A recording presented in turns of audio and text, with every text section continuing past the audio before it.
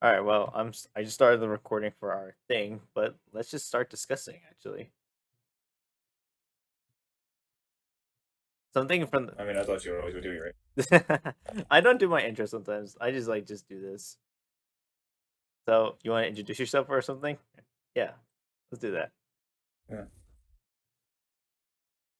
Anyways, guys, hello. My name is, Super Ingus on Nintendo Switch, but my actual YouTube channel is Super Phantom. I would suggest you guys, follow that channel if you guys are interested in talking about some more stuff on live streams. But I mostly would stream on PS or the Xbox since I don't really have the proper stuff on Switch, but I'm working on it in the future. So just be very patient; it'll come soon. But I promise you guys will get to know me once you'll be playing with my good friend Lalo over here on Splatoon 3 in the upcoming future.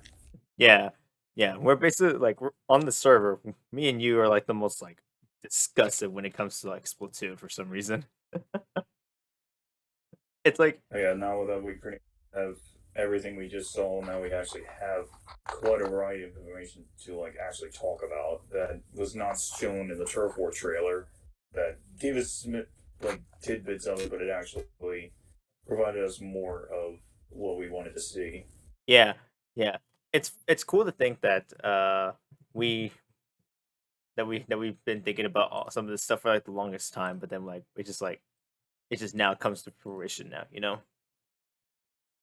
Well, because now it's been nearly 10 years since this series had been going on, and to come to this of a threequel for like what takes place after Splatoon 2 is like now it's like come to be that at this time I felt as though like do we really deserve a threequel? Absolutely, because I knew that the game at some point was eventually gonna not really get boring, but it's just there's just nothing to do in two anymore, and I think it was high time for pretty much all the Squid Kids and new Octolings being introduced now from the Octo expansion to actually give a little more chance to make their own game and actually get a full time like playable sequence in its own way. Yeah, of course. Yeah, of course.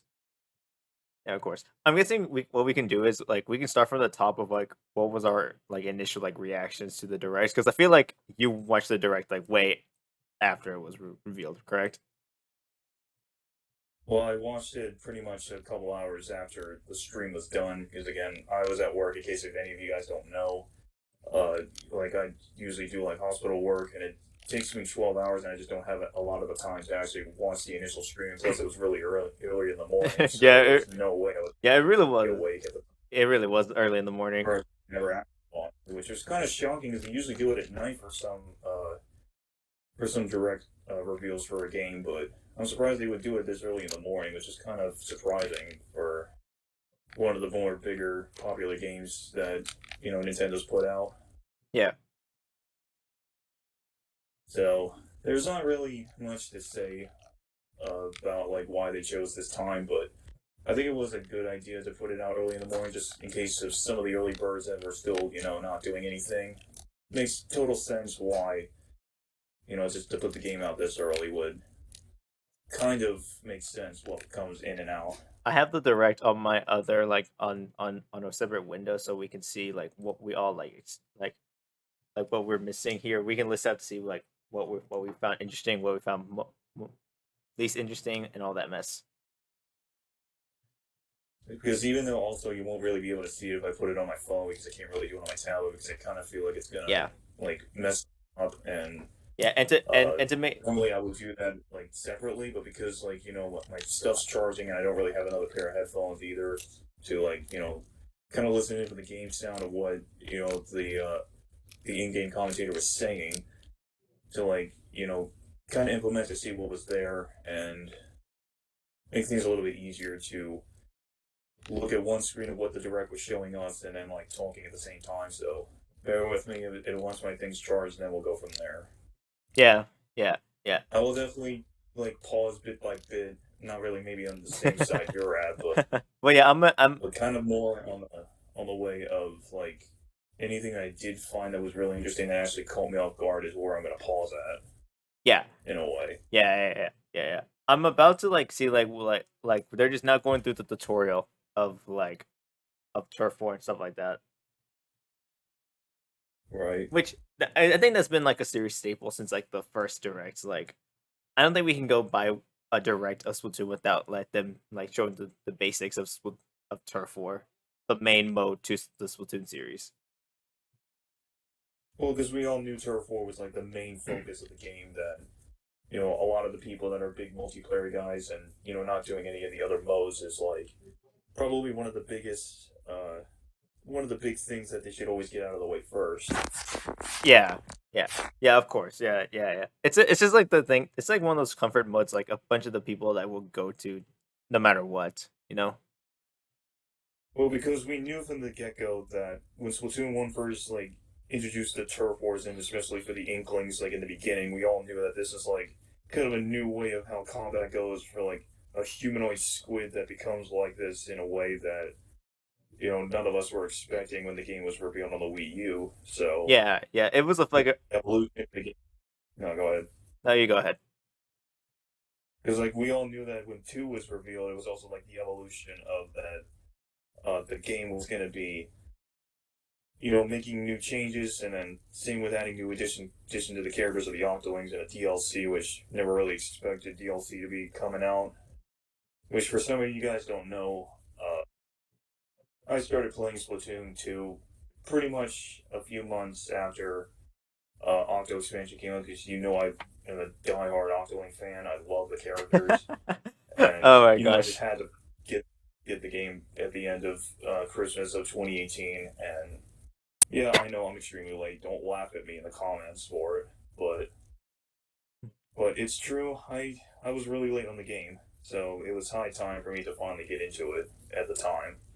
Yeah, So I've been a Splatoon fan since like almost the very beginning, like very late of 2015. Like I got it of Christmas 2015 with the first game.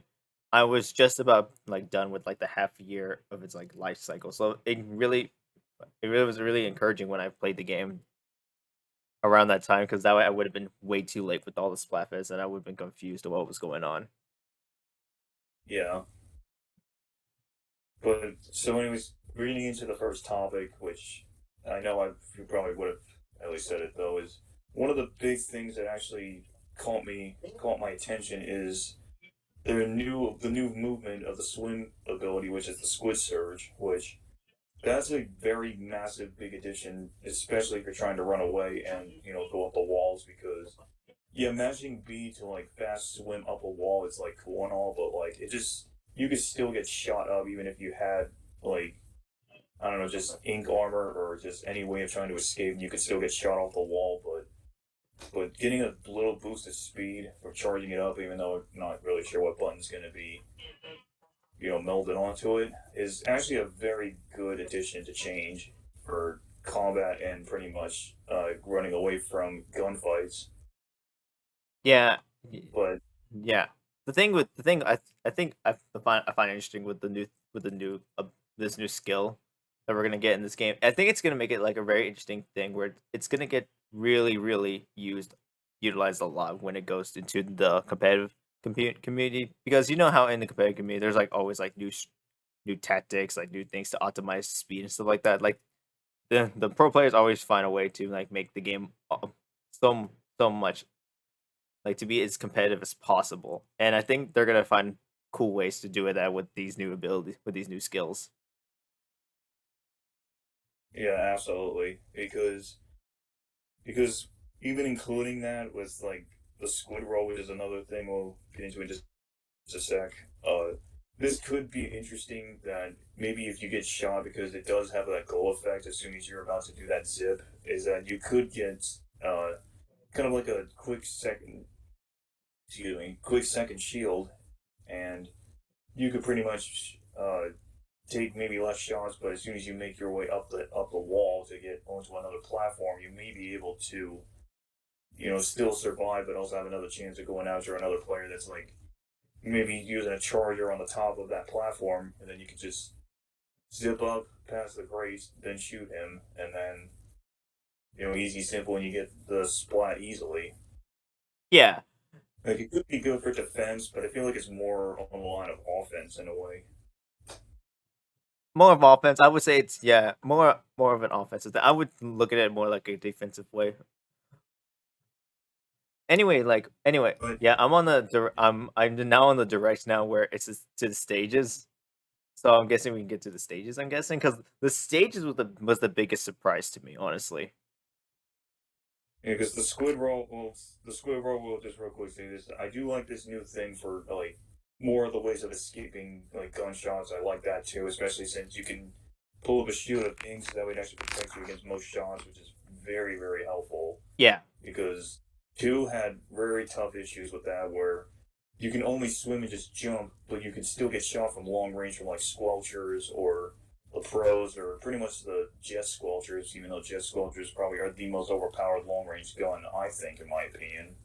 And they probably still will be in three, so who knows what they'll look like and did they actually nerf them through the development? We won't know.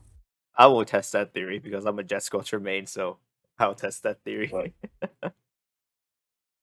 but at least we can also now go into the stages, which is what we will do right about now. Yeah, yeah. Honestly, the stages were the most surprising to me throughout the rides. Like, I know there's been some other surprises, but dang, I was not expecting the stages.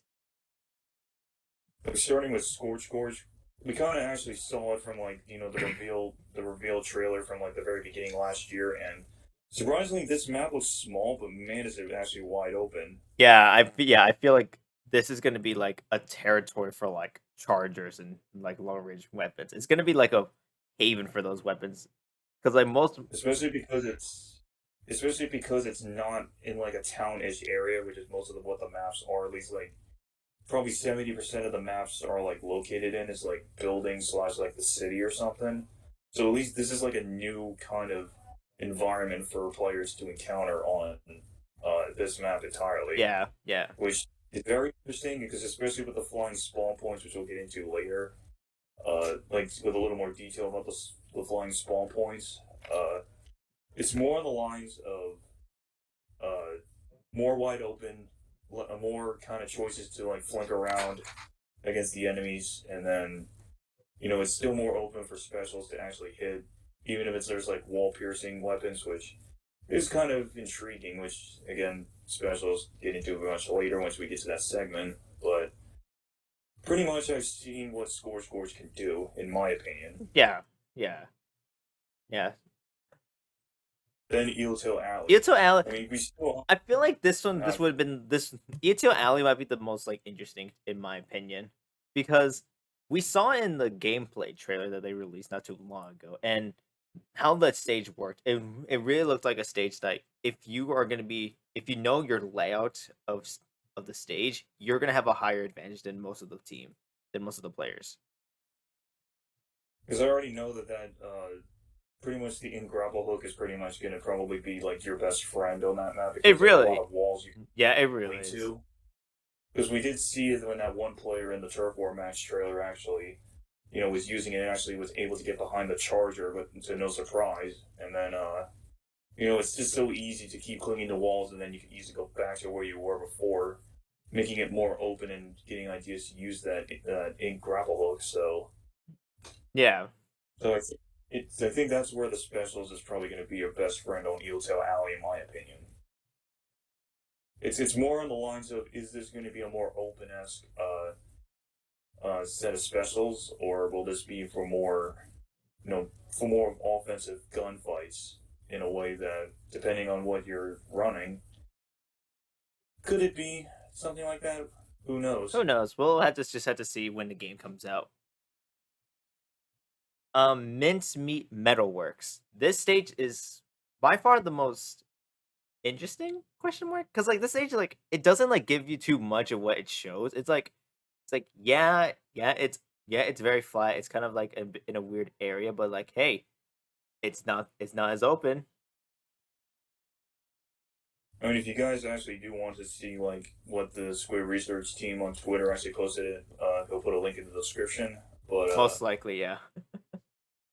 if sometimes I haven't really figured out what the map is entirely, but we all know it takes place in an abandoned like like me house or something like that, whatever it was in the description. But it's in an abandoned warehouse that has now been turned into a battle map that is now can be pretty much used to like high ground advantages based on how the layout kind of looks in a way that there's a lot more walls. It's not as open, and you can make some defensive plays, but you probably wouldn't want to stay in one spot for too long because you probably will die no problem. Yeah.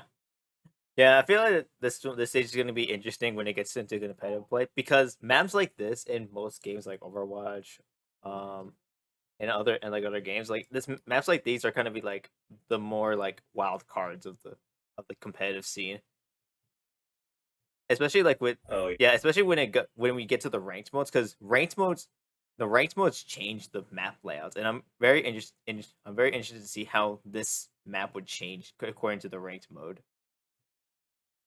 yeah, I would definitely love to see that for Mincemeat Metalworks.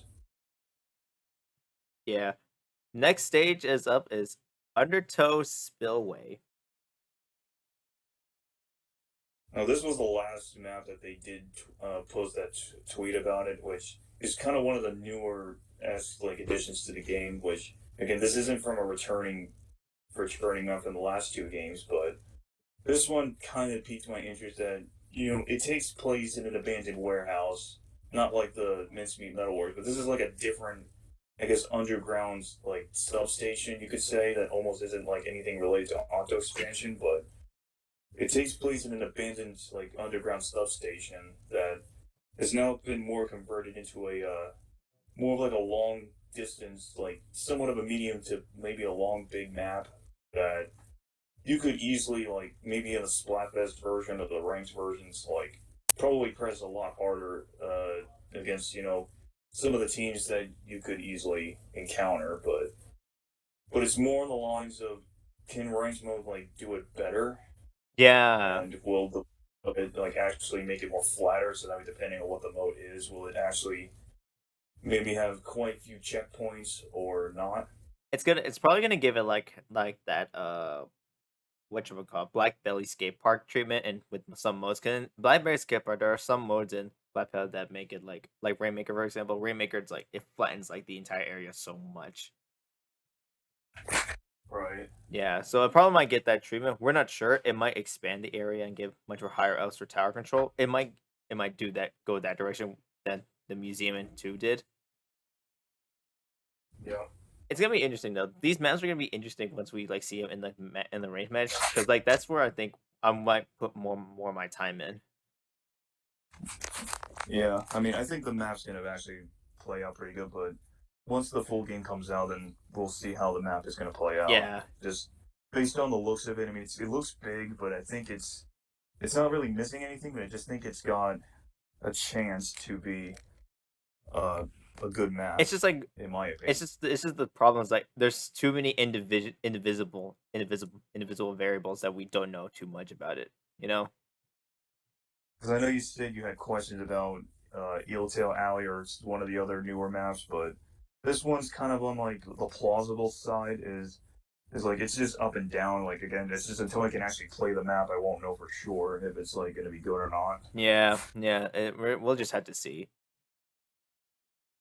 Definitely. Definitely. I feel like it'll be fun though. Past that in the direct, we just get like the newer stages that have been announced or like have been previously announced before. Or we're like kind of like in its alpha slash beta stages of like how the maps will look. I mean, this isn't probably going to be the final Wait a product minute, because yeah, again, they can change. yeah, yeah. Hagglefish Market is gonna be that weird thing that's like that boat the boat I forgot what the boat one's called in Splatoon 2. Cause Well, plus this is a stage they never actually tweeted out, yeah, and to no surprise, it takes place, I think, like out in the sea of the Splatlands that has like mini markets that actually kind of piques my interest when they showed off that where the jellies were with those like little like stands. Like, is that going to be a piece of the map that you have to somehow figure out a way to get to, or is this just like a little background that they were showing off that's like going to be somewhat of a piece of the map that will actually be on there? Is this actually going to be how the layout of the map is going to look? Yeah, is it gonna get like that? Like Yeah, it's. I think it might get that treatment like with like Albacore Hotel and two, where it's like there was like a bunch of details that were just more like in the background. because it definitely looks like it's got like the mixture of Albacore's like outdoors like kind of like little beach line slash like swimming pool has kind of like layout, but also it's like all surrounded by water. So it's pretty clear that you also want to be careful not to fall, Y- obviously. Yeah, yeah, yeah. If you guys didn't know this, fun fact: water death animations take longer than void death animations. Weird enough. Yeah, I mean, again, this is a much newer map we've never seen before, so I don't know. There's just a lot of things we just have to see from it to see how the way the layout is, and if those concession stands in the beginning actually are going to be pieces of the map that actually are able to be playable. Yeah, or they're like just like set pieces in the background just to make it look nicer. Yeah, definitely. I like how they named like the older stages of the greater Inkopolis. Like that's just like a really kind of a good detail to put in there because back then in Splatoon 2's Direct, I think I don't know if this was mentioned in the Directs, but I remember reading this that there's the other Inkopolis, but it was called just Inkopolis. This one's called the like Inkopolis Square. Yeah, So I'm guessing like it's like that weird thing with New York. It's like there's like the main New York, and then there's Times Square where like everything else is happening. because at least with the name change they did for Greater Inkopolis, it's like now they're combining the square and regular Inkopolis from the first game into one. So now it's actually the great city of Inkopolis, if you think about it, if they were to rename it to that. Yeah, yeah, that's pretty Because cool. Greater Inkopolis is basically just big, ginormous Inkopolis as one whole city. Yeah, but let's get to the stages of this greater Inkopolis. First up, Museum Delfonso. Oh my gosh, I'm excited. We kind of already knew that this was teased like long before they like after they revealed the game that there were like many rumors and leaks that from kind of a little standstill of a photo that was really hard to see that museum was 100% probably going to be making a return, and sure enough we knew with this now they've actually revealed the map and now it's back. Well, we actually also saw it in the single player Yeah, trailer in the when they single were player trailer. story mode, which we'll talk about the story mode later Yeah, as well. But story mode wise, we did, or before they showed story mode, that we knew Museum was going to be a returning map, and I was very happy they're bringing this map back. Because again, for those of you who don't know, I never played Splatoon 1. I never owned a Wii U back in that timeline, and I really wish I had Splatoon 1 right now. But if they were ever ported to the Switch, Nintendo, if you're watching this, please port Splatoon 1 over. I would love to play that. Uh, but if they were to, I think this probably would be quite a good thing to see the comparison between now them remastering, you know, the map now in three, and then seeing what it used to look like in one. yeah, To know that like they even changed some of the layouts of the map that some of the community actually hated, but actually made it kind of a little better, just like how they did for like some of the older maps when they were moved over to Splatoon 2. So this will actually be a good, interesting, like new change for Museum itself yeah. that I think will be pretty good For me, for a returning stage from the first game. I 100% agree because like knowing from a person who's played the first game a lot, this map meant a lot to the community. Considering that this map was one of those like challenging maps, like if you can get it down, you're basically just good at the game. This map is like interesting in a sense, like it has like those rotating panels like you've seen in the trailers. Indeed. Indeed, and like like the map's the most. This map's the most interesting when it comes to ranked modes. Where the ranked modes in here are like the layout doesn't change, but the amount of like pathways and shortcuts you can take in every single mode, it's just really interesting how this stage can be utilized in this game, considering that the amount of like new new mess we get, like with the new subs, new specials, even some of the new weapons. Yep. And indeed, I just think that bringing museum in first was indeed a good step in the It right it direction really for was. classic. It really was a good idea at the beginning to do that because like it's just like bringing back an old map that Splatoon 1 fans would love. 100%. Hammerhead Now, Bridge. okay, I was not even surprised that they brought this map back. I really was not. I wasn't Because, really expecting this map to come back. no, I was like actually surprised they brought Hammerhead as another choice because I feel like the people in Splatoon 1 would probably know about Hammerhead, but after seeing the change they implemented into 3, good god, it looks so different than 1 was. They really changed it. They made it look a lot more like it's a bit more of an open-ish map compared to the first game. Like it wasn't under a bridge. The whole concept was like it was on top of the bridge. When it was like still under Yeah, construction. But looking at it now, it's actually like now you're under the bridge on like a secondary part of the bridge that's holding the structure together. Plus, it's more, a little bit darker with the shading because, it was always like super bright and vibrant. yeah. I mean, it was a good layout, but this looks twice as better than it was in the first one. I mean, you all can hate me on it, thinking, "Oh, the first one was actually pretty good," and I don't even know if the third one's going to be to my liking. Well, again, it's your preference. Depends on how you guys see it. Yeah, yeah, yeah.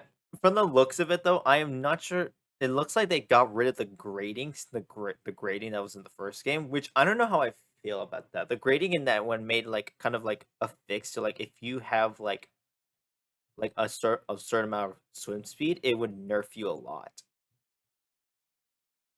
Pretty much. I mean, it depends on with the new gameplay mechanics of the squid roll and the new Yeah, kind of like wall climb. I already forgot the name already. Good God, it's terrible. You can all laugh at me in the comments later about it, but you guys can correct me on it. But with the new abilities of the squids, obviously it's going to be quite a big change, and obviously I think the ink grappler is going to definitely be a beneficial of those pillars. oh, 100% for sure. I mean, just let me know what you guys think of like specials when we go into details about them. Like, what's going to be your most favorite and most used special in Splatoon 3 when the game is out next month? I would definitely probably say my interests. Well, I have two interests because there's like in between that I'm fighting with is definitely the crab, and then probably is going to be probably either the Trizuka because it's a tie is the Trizuka or probably the Ink Grappler. Ah, okay, okay. Probably you guys can like argue about it in the comments. You do know my channel is small, so there's probably not gonna be many people arguing in the comments section. But yeah, I think Hammerhead's going to be very good on 3, at least with the new the remake of it. Speaking of older maps, Mahi Mahi, gosh dang it, this map is And before we talk about it, I told you all, I called it like sometime last year that if they did bring back Mahi Mahi, then the game would be complete. And sure enough, they did, and I called it. they so called it. I mean, I've had many. No, go ahead. I have a feeling that this map is gonna be one of like in the first game. This is one of the more trickier maps in the game because of like the rising elevation. Like the rising elevation wasn't there in ranked mode. Like it sort of was. Like if you're like 50% way done with the objective, it would change the map layout in favor of the other team. Which I mean, yeah, that's actually good that they actually kept the water level rising after like you're halfway through the game at like a minute 30. So that's actually even better to keep that mechanic in there. Yeah. But it's just the way they like actually redid the graphics. The water looks much crystal clear, and Like I want to drink that.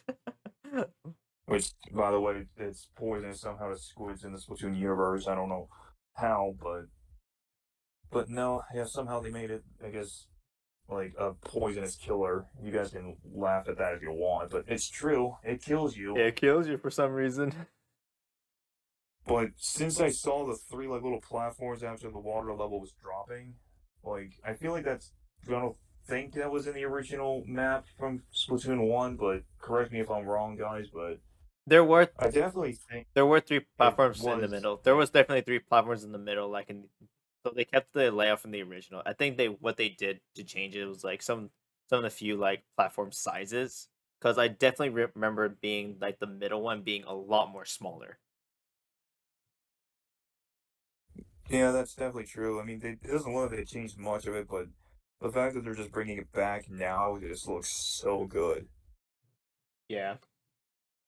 Especially after the and then not to mention like the fort returning Splatoon 2 maps. Like that's just like another big surprise I was not expecting at Yeah, all. that caught me off guard when I saw like four Splatoon 2 maps that were big fan favorites were coming back, and I was actually pretty scared that Moray Towers was coming back for a third time. I was like, all right, fine. I guess we'll consider it being a third thing, but just actually make it a little bit more less, long to actually get to the bottom. Yeah, hopefully. Make it like But I was tall. glad. Well, anyways, let's just like do it quick because we already know they were in two, and two's only been out for about pretty much 5 years now. So, We'll do it like this. Which is your favorite of the four? well, actually, I have a couple except for one, which I'm looking at you, Mako Mart. I can't stand you Oh sometimes. my gosh. Like, so yeah, you guys can roast me in the comments. I cannot stand Mako Mart sometimes. It's just the way they did the layout in Mako Mart in ranks 1 and 2 was just beyond like horrid. I'm not I won't Like yeah, I if won't you were to do it in like Rainmaker, you were just done. Like if you just die right off the bat, like pretty much the rest of your team dies in Mako Mart, it's over. Especially if you got somebody that's just gonna pretty much just defend the person that carries the Rainmaker over. It's just stupid. Like, who would want to get splatted first, and then all of a sudden, oh yeah, I'm just gonna totally flank around and still kill all of them, and then boom, it's over. Like, it just could instantly end a match in 30 seconds. instantly. That's how. That's just how pretty bad the ranked layout of the map pretty much is from Splatoon 2. I cannot stand it. Okay. Absolutely cannot stand it. Okay, so what's your favorite of the four then? Because I definitely know it's not Mako Mart.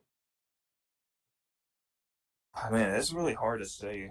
I don't know. It's just I kind of feel like, this is actually a tough one.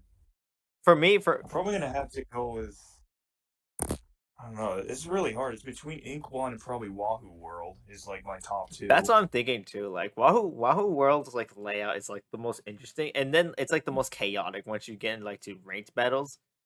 But Impala, it's just like a nice like kind of a fair map for everybody because like there's not too many like places for you to like to get you like an unfair So like advantage. hide or even flank around either. Like there are some spots like if a tricky like a good enough player like got to them, it would give them an unfair advantage. But at the same time, it's like it's gotta be like they gotta like actively search for it. You know what I mean?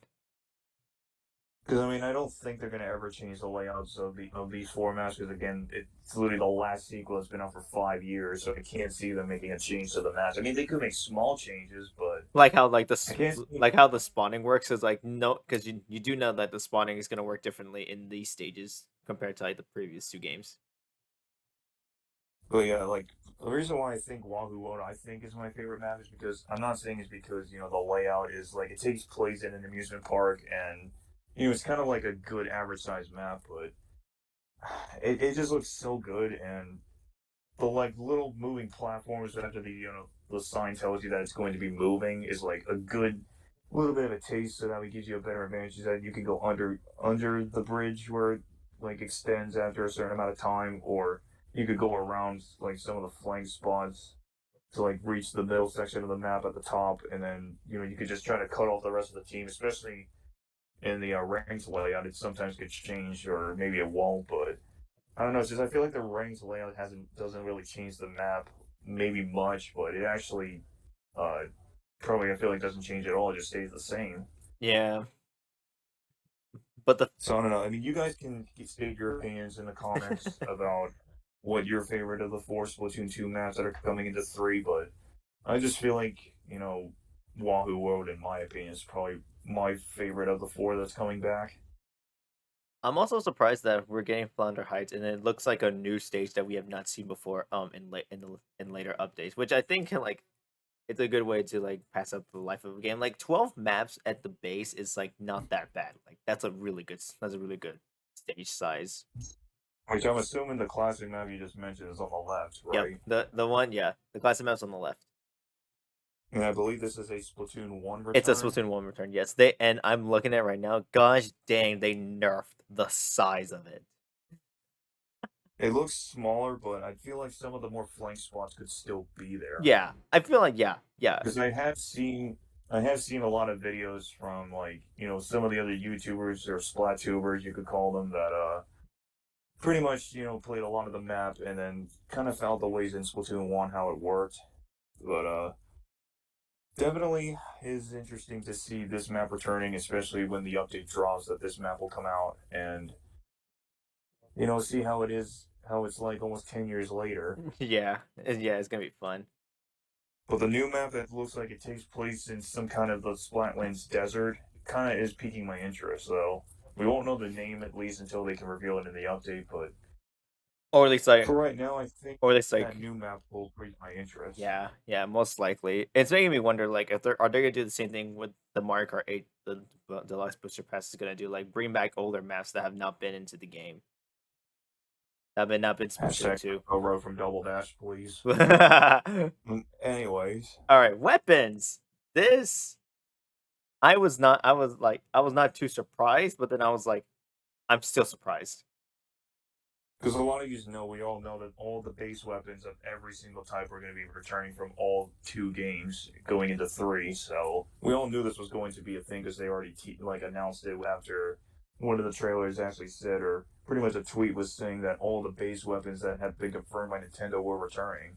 Yeah, So we kind of figured that that was going to be like kind of the beginning thing with the vanilla weapons. We all knew this was going to be a thing. that So just makes it so much better because in Splatoon 2, like there were some vanilla weapons that were not added in the basic game, and we had to wait like a long time for them to be added in the game.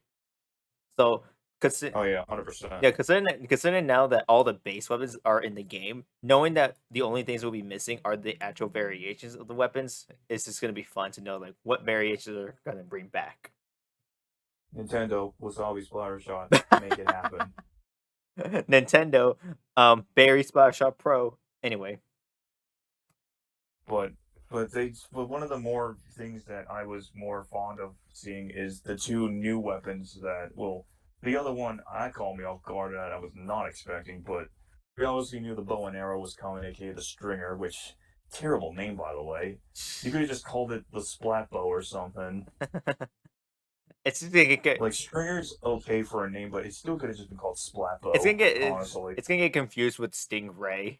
You know for sure it's gonna get confused with Stingray sometimes. Pretty much everybody's gonna laugh about saying, "Why did you call it the stinger? It's called the stringer." No, it's the splat bow. But yeah, I like the way the weapon looks, especially because it can fire in two different modes. That I don't know, it just looks such a good weapon, and it's not even like a charger as well. It's somewhat of a charger as weapon, But it doesn't behave like yeah, one. but it doesn't really behave like a charger because again, you pretty much if you're good being accurate as an archer in real life, then you'll love this Oh weapon. yeah, for sure. But one of the big main weapons that I was more fond of never actually ever got shown on Twitter is the Splatana. Which, Like a katana as splat roller as weapon. I've never seen that at all. like I said in my reaction, like it's just a sword basically. That's just the funny thing with it.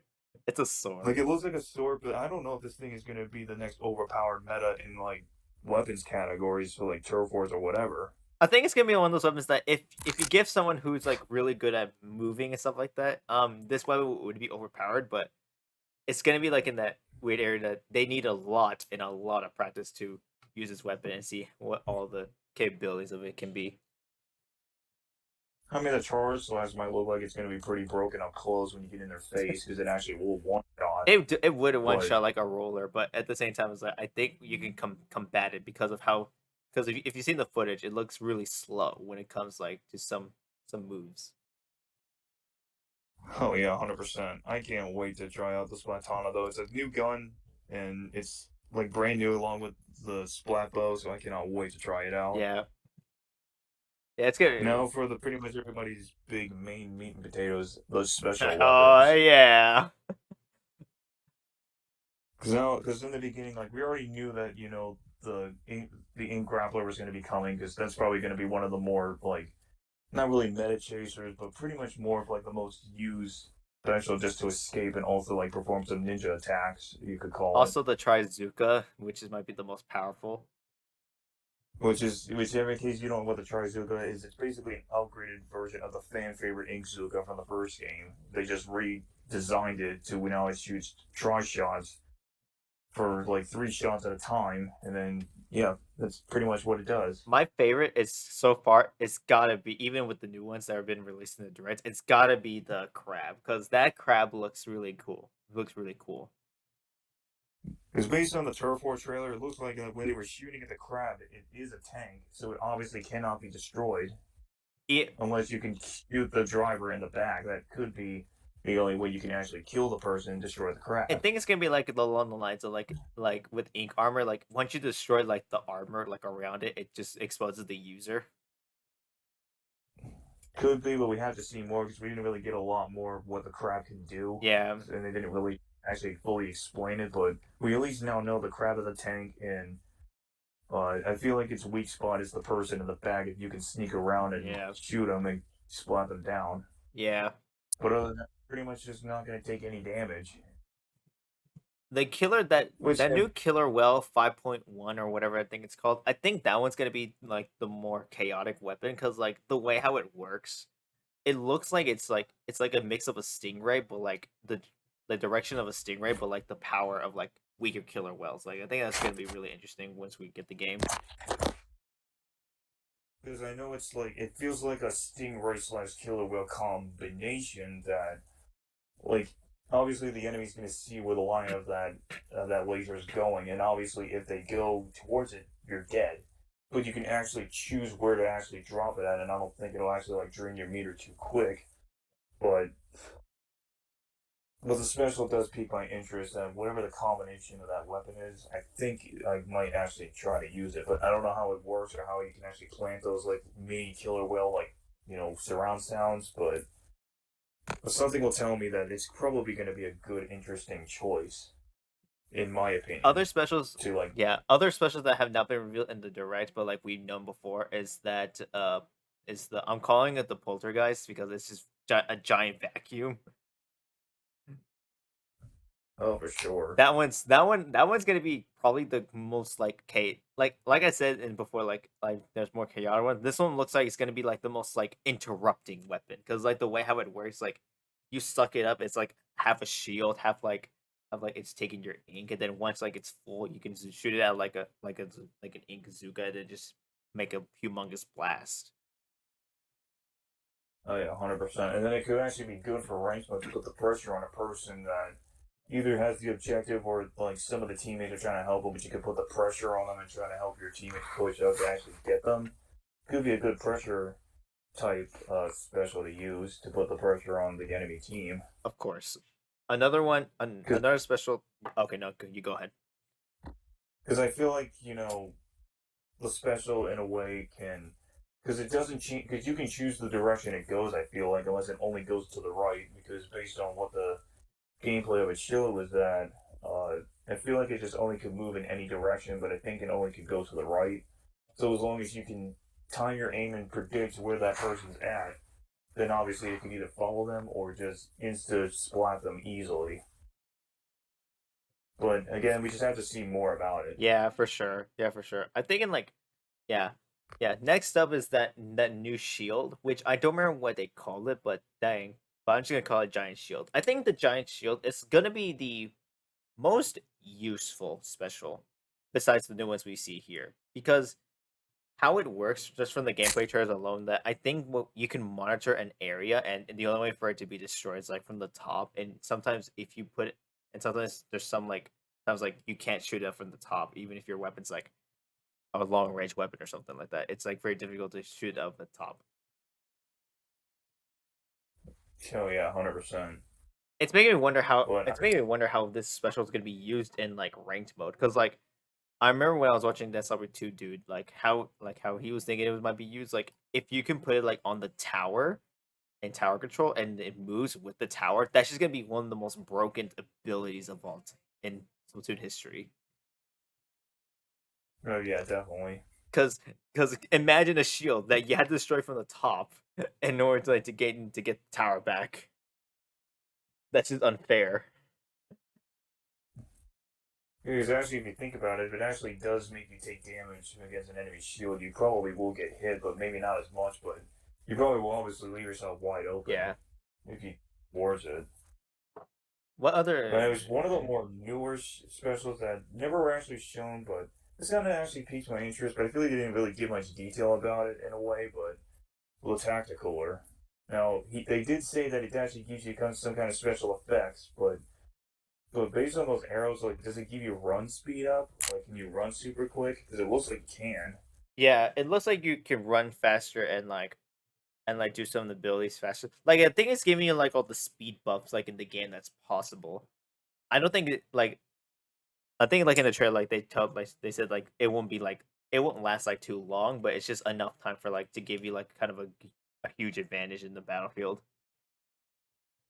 Yeah, definitely. Because like, I don't know if like it'll actually work with like, but what would happen if you had like run speed up on like all your gear, and then you actually popped the tacticaler that makes you run fast? Like, could you basically be running using like pretty much like take run speed up, but give it like double steroids? I'm thinking I'm thinking that's gonna be interesting. Like this thing's gonna be interesting when you test it because like there's gonna be like someone out there that's gonna be diligent enough to like get all like the chunk like every single ability like in one slot of gear and then like test the tentacooler on every single one, see how it works. Because I feel like that's going to be a myth buster that somebody might actually make like in the future. Yeah, I mean, if you guys have myth busters, put it in the comments, and then we might just do like Lala will do some in the future. Just let us know, and then we'll test it and see if it actually can be confirmed or busted. yeah. I had to just get the gear though because that's probably the hardest part, which we'll talk about later. Yep. And then next, the wave breaker. First thing that came to my mind when I saw it was like, oh my god, they did not just implement ball in a cup into a special. It's literally a ball in a cup, but it actually kills like whatever you do. Yeah, it does. Honestly, this I was like, honestly, I thought this is gonna be like an echolocator, but better. But then the more I look at it, I was like, oh wait a minute, it's not. It's something. It's not. It's like something way different from an echolocator. oh yeah, definitely.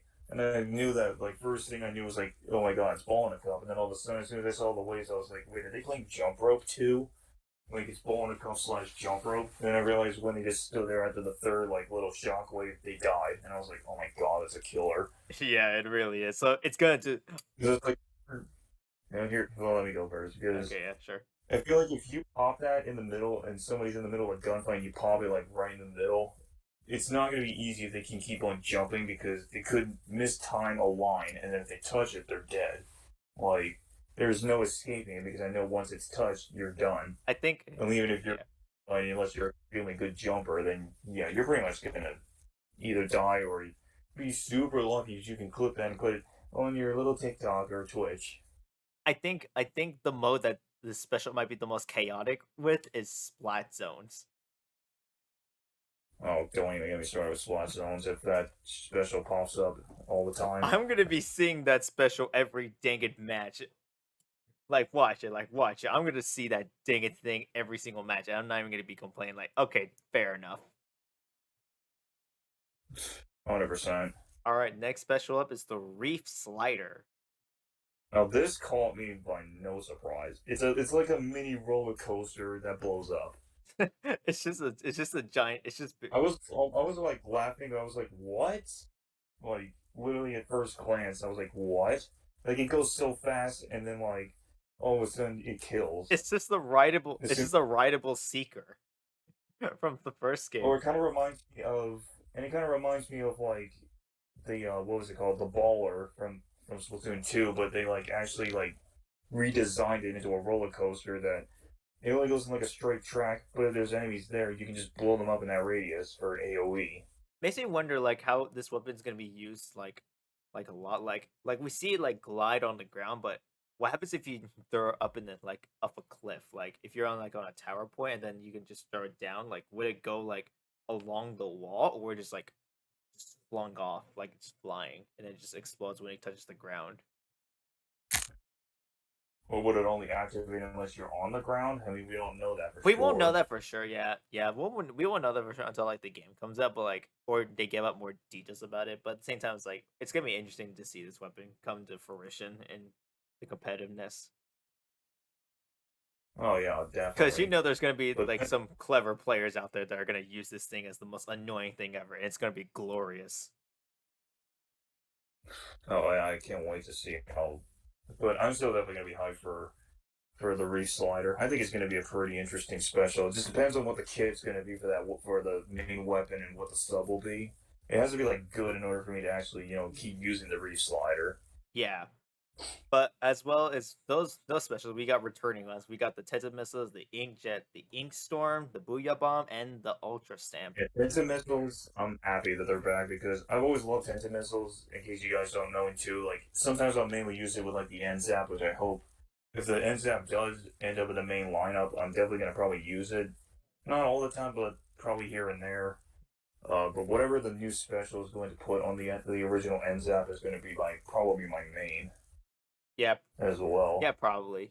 Yeah, probably. Which I don't think you're complaining about any of these newer special weapons. I think you're like No, Ultra Stamp, I like to nickname it the Thor Hammer. I've always used it in Splatoon 2 back on the Splatfest because when they paired it with the Sploo 7, it was like this was the dream kind of kid that everybody would run. yeah. Because I felt like the before was like a new meta esque kind of special that everyone should be running because you really take damage and like if you get smacked by Thor Hammer, you're done.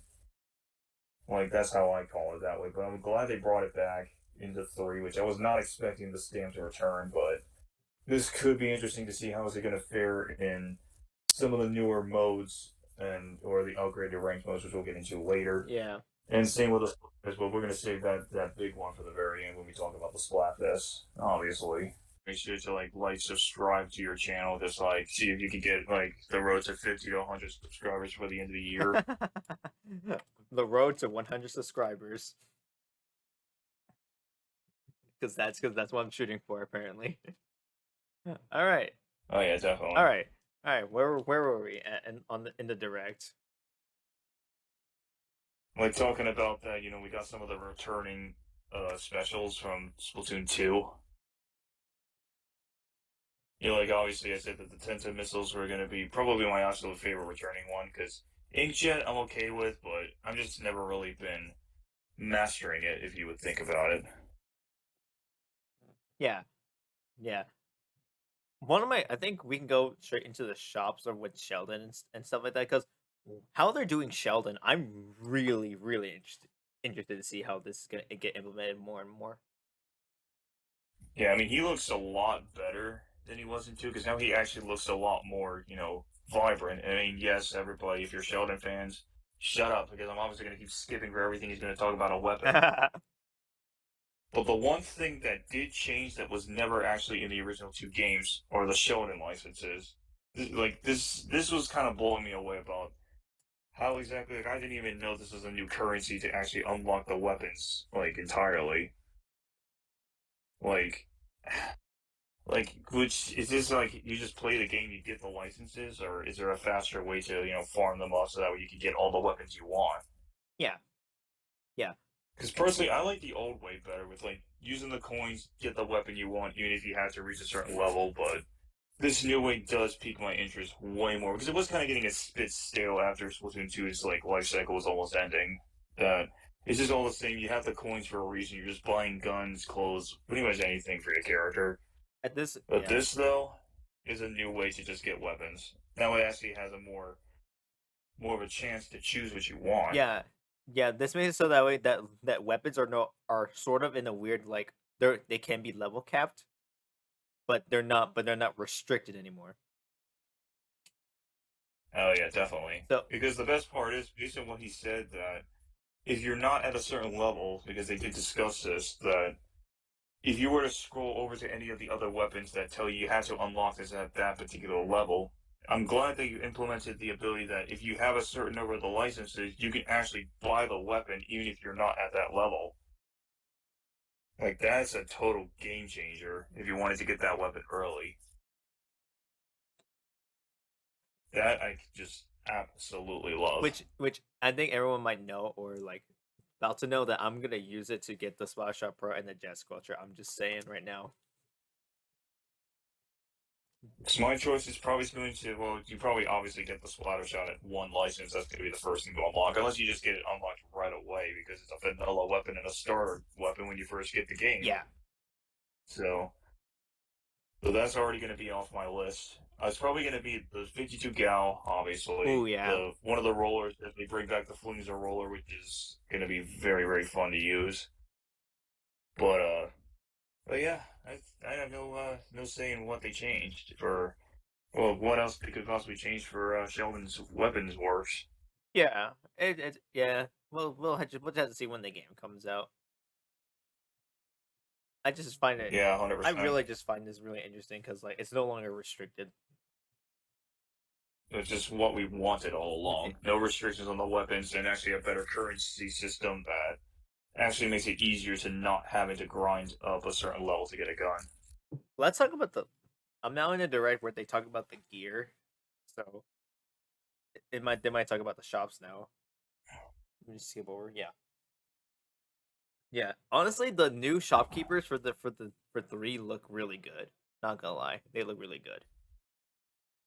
Like mainly the headgears is what brings my interest because I always love I, wearing hats. But if the bobble hat comes back, I'm definitely putting it I on. love him. I love gnarly Eddie in nails. It's just the most funniest thing ever. Like it's gnarly Eddie. What more can you want from in life? They kind of made me laugh at the fact they did that. No, Like what is that hair? And I don't even know who Niels is. He said he was like some kind of like head boss guy of the shop or it's something, a but I don't know if he's going to even actually do anything. it's a snail. But he looks cool with them shades, and that's Cap too. Yeah, the And of course, Jill the Flower is kind of an interesting name for a French jellyfish, which I will say that. But it's definitely got a lot of more variety of the gear since we've been seeing a lot of like the tweets about the new gear and some of the older ones returning. yeah, But yeah, it's pretty older brands are interesting. coming. Yeah.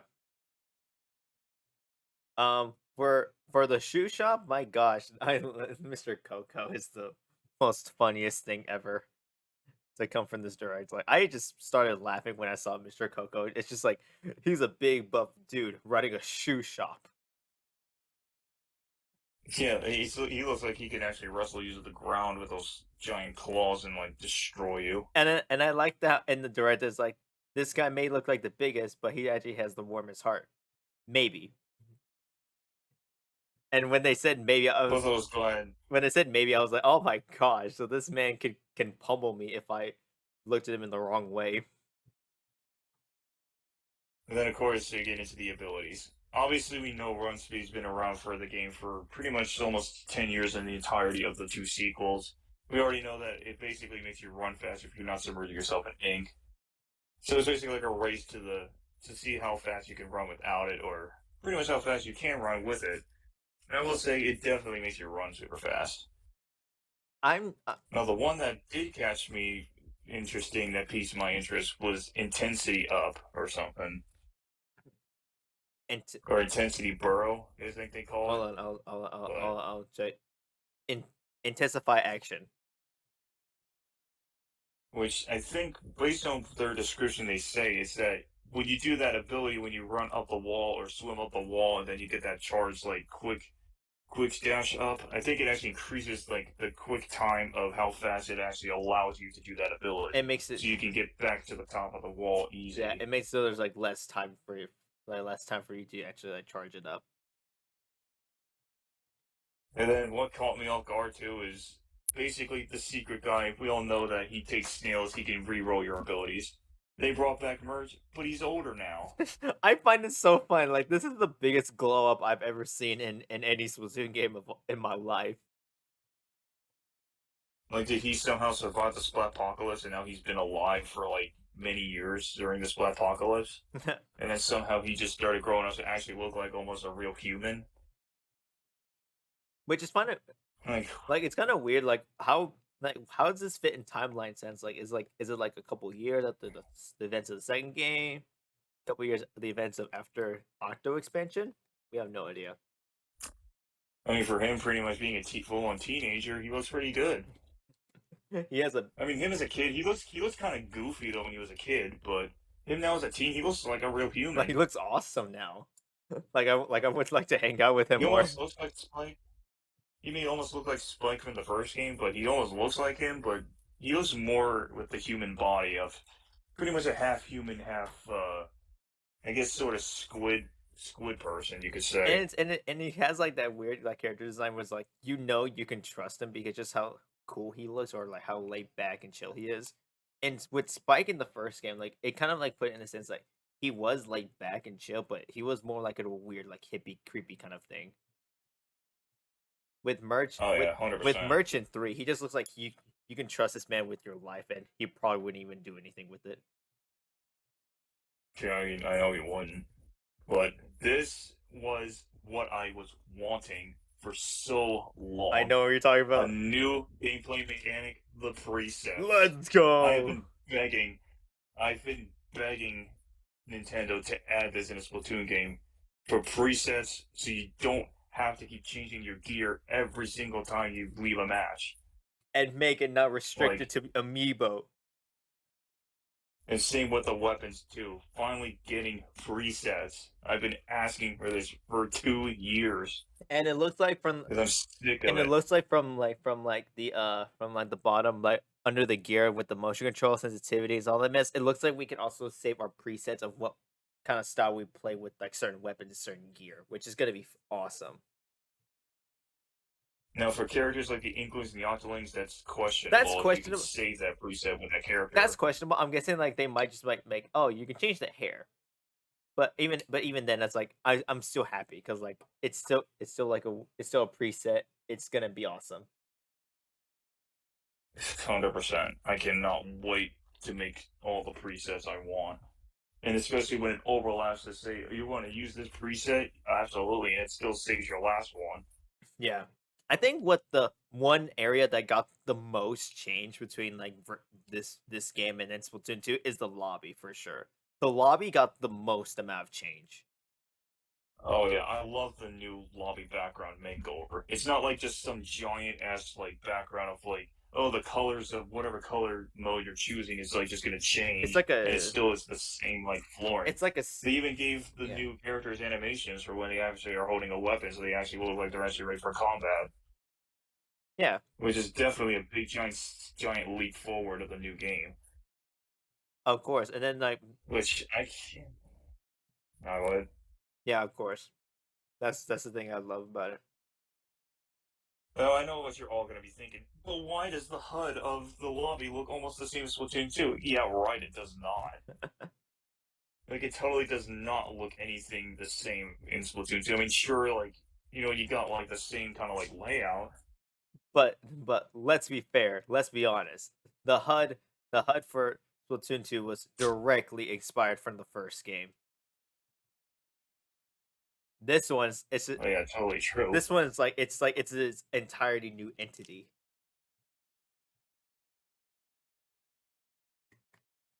Speaking Oh, yeah, definitely. speaking of the lobby, let's talk about the anarchy mode, like aka ranked mode. Yeah, I was still a little thrown off of the fact that they changed the name of Ranked Battle to Anarchy, which is actually not bad of a name, but you still could have just called it Ranked Battle. It still keeps it in the theme that's like I mean come on. How what would you call a chaotic madness like ranked mode? An anarchy. I would not argue with that every time you go into a ranked match is always an anarchy of a battle. Let's be fair. Now, one of the things that did change is that it no longer will do like you fill up a bar, you get the rank up based on your It's performance. based on your I like this yeah, change yeah, yeah. better I love this. because if you're solos, you obviously have to win 5 games to rank up. But there is a catch though that I did actually notice is that if you get 3 losses, basically 3 strikes, it kicks you back down to the next rank, which is actually quite interesting. Meaning you actually have to play extremely serious. Yeah, yeah, and it's like and it's like there's the series and then there's open. With series, it's solo. With open, it's like it's you can invite your friends.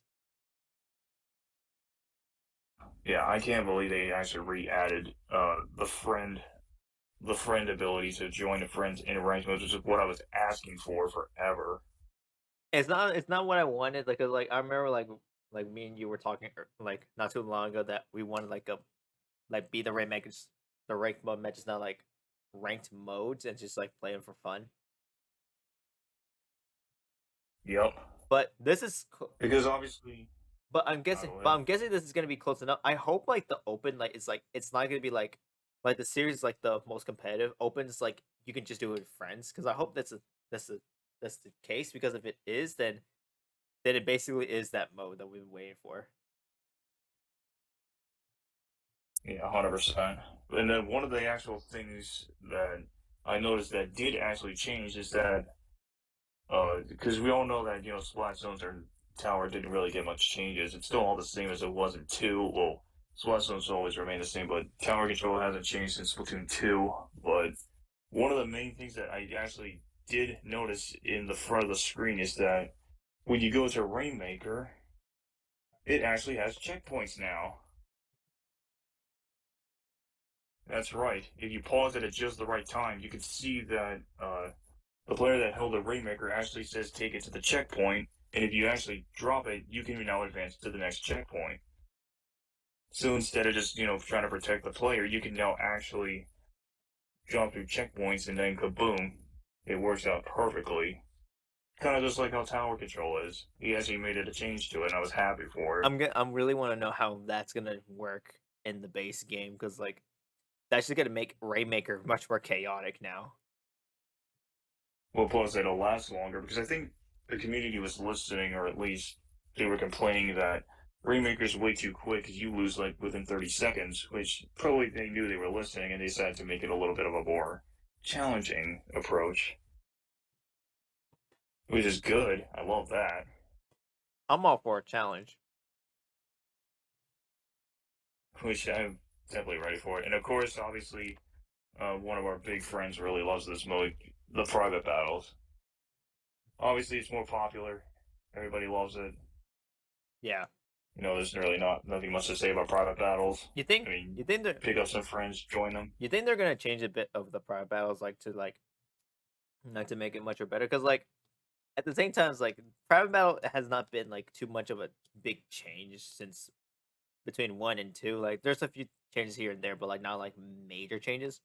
You think they're gonna like make a humongous change to the private battles in this game where it's like you don't have to be restricted like oh only your friends can join you, but like you can just set out a code and it's like hey this is my private battle code, come and join me. Uh, Pretty much. I do want some changes to the mode, but If like I said, guys, I do like private battles. I just don't play them much because I'm more of a multiplayer guy. I love to grind it, and I just love to pretty much just kill players and especially play with friends on online multiplayer. It just bores me because it's all the same. It's just even if we were to come up with new like fun little mini games to do, it's just the same. They just don't it really. only gets like it only does for so long. As I said, it just gets stale. But in the beginning, it could change because especially with the new gameplay mechanics, we could probably come up with new ways to like make it fun. One thing I do like that the lobby has shown us is the test range. This test range looks way better than two was. Oh yeah, it looks way bigger than twos was. It really does. It makes it like much more visually like appealing to me, and I think that's gonna be fun to know that not only are like the little one, like the normal like dummies are here, but the big dummies from Splatoon 1 are here. But at least one of the things they did actually implement with that is that if you're searching for a game instead of just winning in the lobby, you actually can go to the test range to test out a gun, and then it'll actually put you in the game. Which Like, which oh my gosh, thank you Nintendo. Cuz yeah, that was happy they did that to put the test range while you're waiting for the lobbies. You don't have to see who's even in there, it makes and then you could just no, you go ahead. That way, it just makes you easy to try out new guns and maybe change a gun in between, like doing the firing range. And then if you like it, you could use it before the game starts after it searches for the match you want. Yeah, yeah. It just But of course, I would. okay.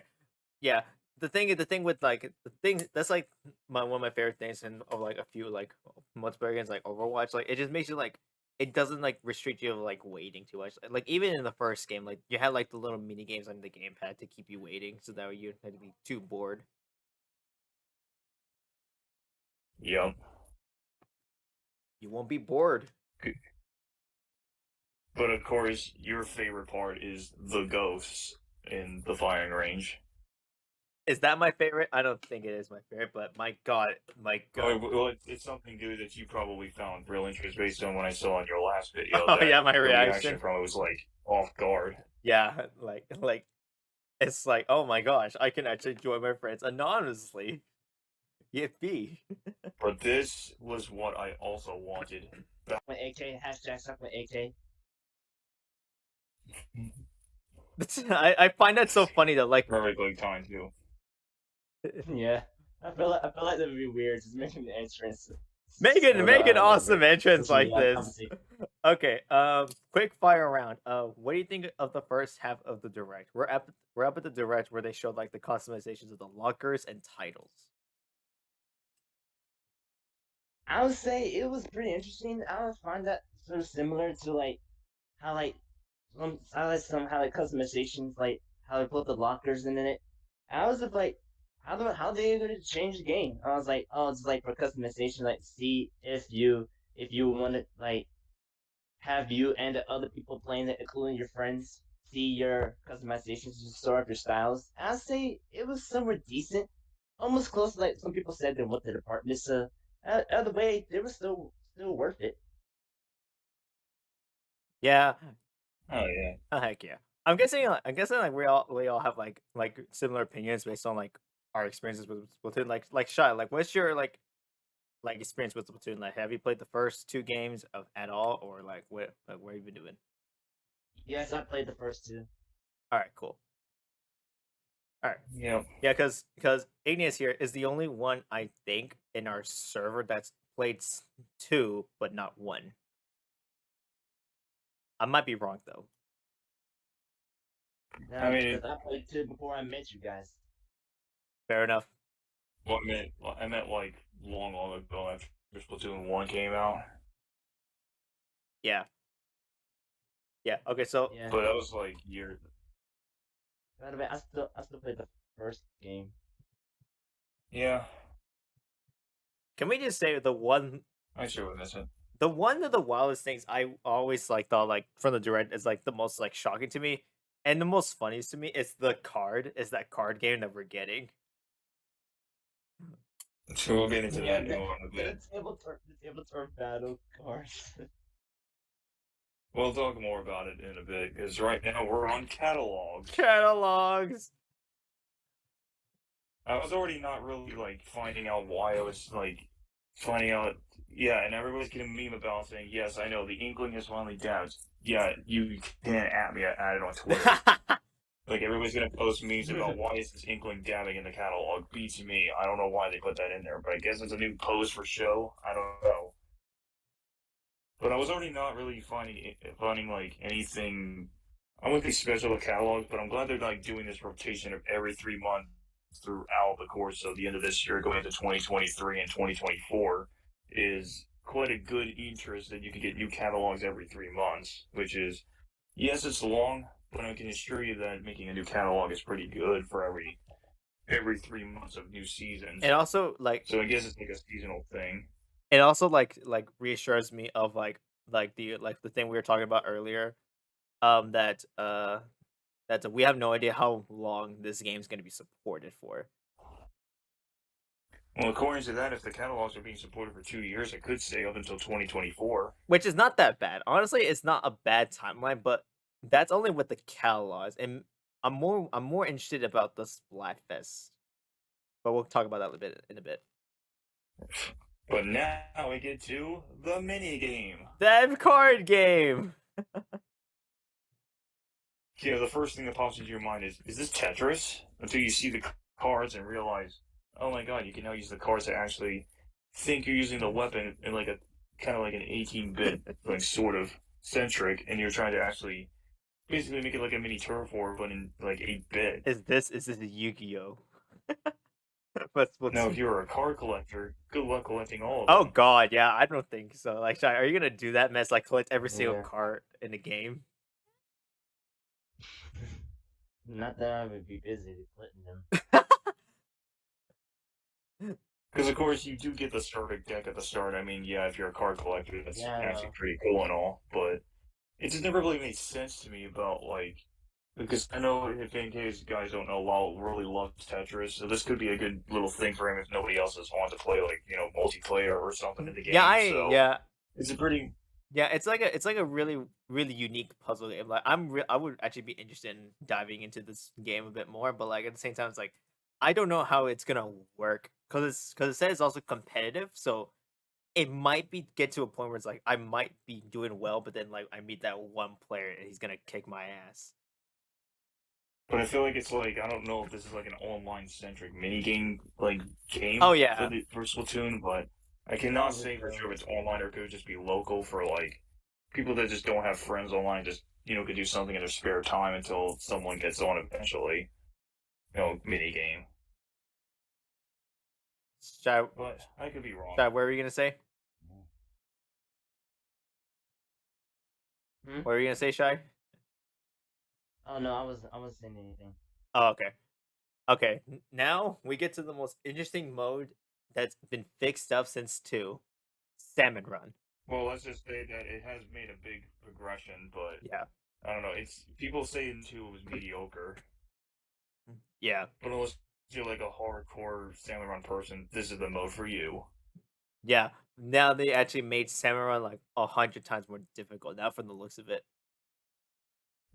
I wouldn't say level of difficulty, but they actually made it a little bit more funner and like more enjoyable to play because I mean, yeah, we saw in the first part that like yeah, it may look casual, but until we saw like the new bosses, it was like yeah, this game's definitely going to be changing a lot, Yeah, or at least the mode itself has definitely made a dramatic change. Starting up with one of the newer bosses, the Slamming Lid. Obviously, they took like the same kind of concept of the UFO levels in the story mode from Splatoon 1, but they just gave it like a little bit of a different makeover that basically if you touch the little circular, you just like try to drop the UFO down, and then pretty much you can hit the weak spot where the guy's at, and then he's dead, pretty much. yeah. Another thing that's the big shot. That new big shot, the boss looks interesting in the sense that it's the weapon type that we seen before with a special. The Wave Breaker. Oh, Yeah, yeah. He basically fires the same thing that the one special does shoot. You just have to play the game of jump rope and jump over the lines and make sure you don't touch one of them, or else you're dead. or get hurt, but like at the same time, it's like yeah. Or at least 9 times out of 10, you could get one shotted by it. Which But I think all you had to do is just shoot at him, and he dies, and then that's pretty much it. I would think so, because it looks like from the footage, like we had to kill the actual like salmon that's firing it. It looks like, but I don't think we touched the machine at all. But I think after you actually kill him, what I noticed is that his cannon will actually shoot the golden eggs instead of those giant Yeah, like balls that were in Splatoon 2 that yeah, because I think Octavio shot. Yeah, So that's yeah, gonna because be I a think if you put it, yeah, because I think if you put it aside the cannon, it would last it near the basket. I think. which is not that bad actually. That's like just gonna make this mode like a lot more like strategy eccentric. I mean, plus we obviously know you can now throw the eggs. That's definitely going to be very helpful for teammates if you're getting cornered by, the salmonids or the bosses. So that's going to be like extremely helpful to strategize and pass the eggs to one another if you're getting cornered. One thing I'm actually kind of really excited for is the salmon kings, Oh yeah, the special boss fight that it probably could just be a chance you could get the boss fight at the very end of the wave, which I but it yeah, depends on. So I feel like it's gonna be a chance. I don't think it's gonna be every game, but he's ginormous, and I'm glad they actually added a final boss fight for like an extra wave, which is like On a boss in the horror extremely mode. challenging. Because that I'm excited for, and you actually get to use the eggs as a weapon to actually deal even more damage to the boss itself. Because that is just the fact they added a final boss to Samurai just made it 10 times better than it was before. Shy, what were you gonna say?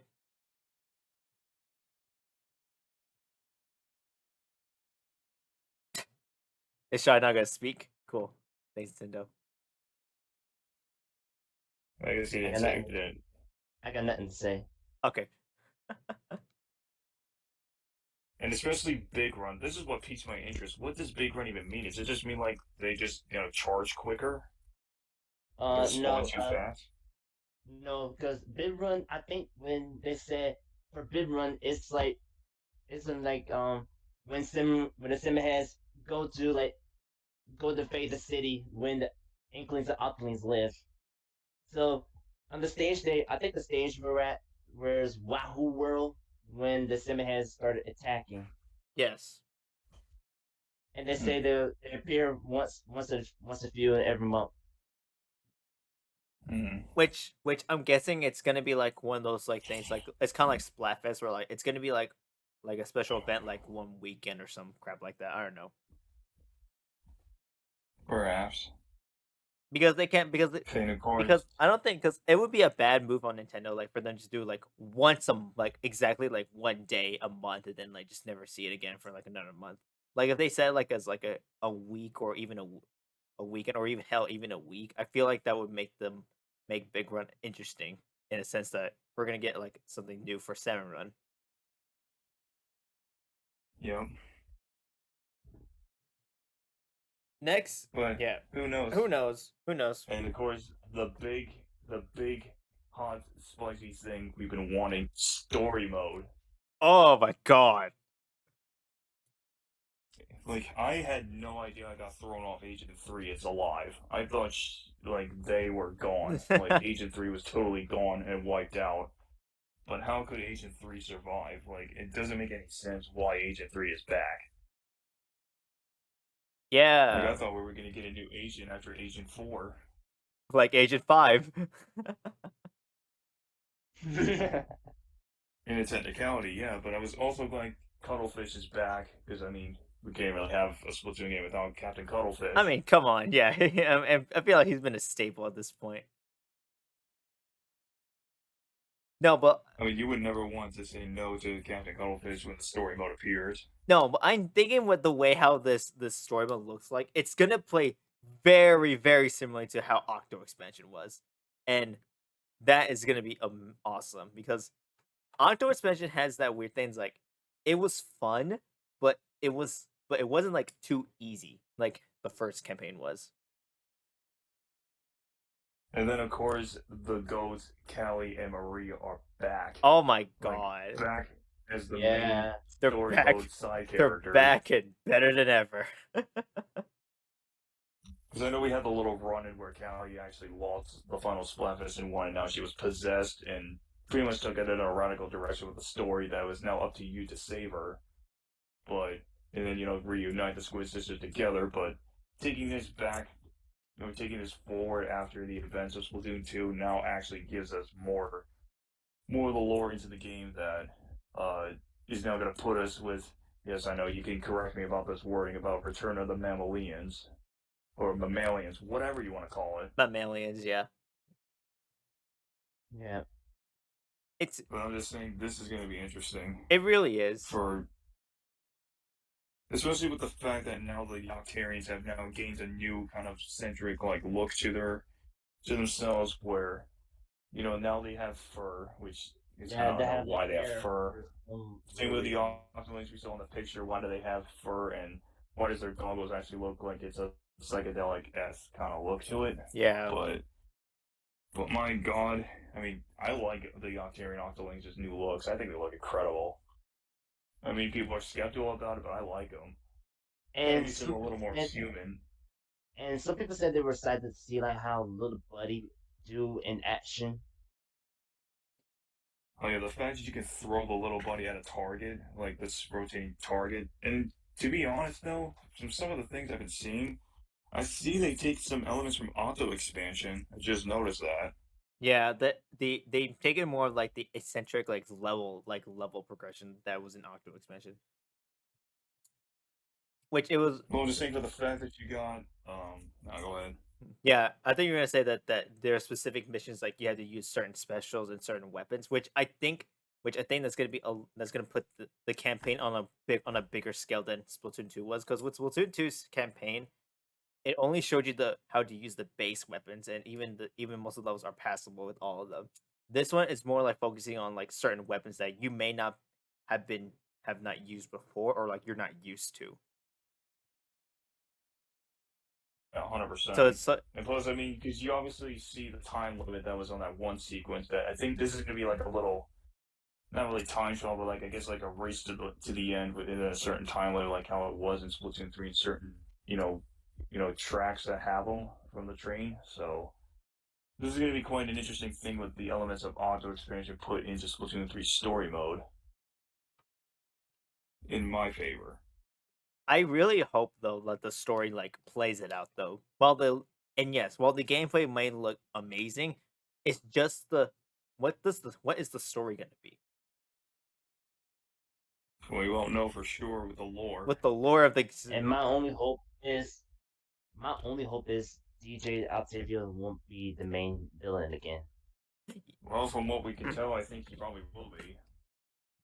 Because you can't really have a game without him as the final boss of the entire well, we story. can, but that was like in a DLC kind of thing. But I'm thinking like if they can like like do the direction that Smash Ultimate or even Super Mario Odyssey did, where like you did fight the main boss, but then like later like you play as them. I think that would make it like interesting. Like we don't play as DJ Octavia, but like we get help from him.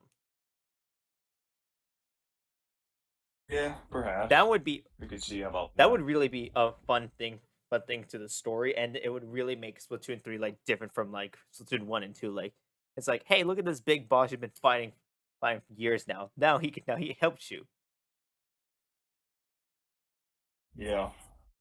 Yeah. But also, one of the things that kind of made me feel kind of sad is that when Agent 3 Cuttlefish and, the little buddy were getting sucked into like that little whirlpool, the commentator was actually saying that this is going to be the epic finale, like the true epic finale to the Splatoon like story, meaning that this is probably the last game in the series.